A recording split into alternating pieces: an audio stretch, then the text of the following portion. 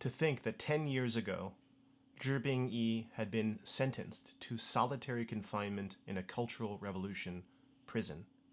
Now look at him, signing a joint protocol with an international organization in the very banquet hall where American President Richard Nixon had signed the Shanghai Communique.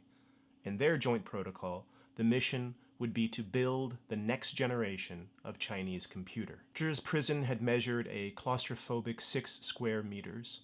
Outside its four walls, China was descending into the political turmoil of the Cultural Revolution. Strange as it is to say, Zhi owed a measure of his success in the 1970s to that time in prison during the Cultural Revolution. Unsure if he would ever see his wife again, if he would ever do another day of work, he occupied his mind the only way he could, by staring for days and weeks and months on end at a terrifying 8-character couplet that was posted on the inside of his prison.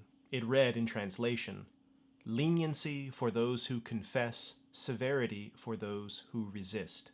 Staring at these characters, he began to imagine how to decompose these characters into elemental parts and then to assign these elements one or another letter of the Latin alphabet. He was trying to come up with a code for Chinese, writing out these codes on the inside of a teacup lid so that his captors would not see him. When he got out of prison in 1969, he returned to his world of electrical engineering and later computer engineering, and would go on to create one of the earliest and most influential Chinese input systems around, the so-called on-site coding method, or the 尖字诗码, or simply known as 芝麻, Zhi code. This would become the basis of the next generation of Chinese computing.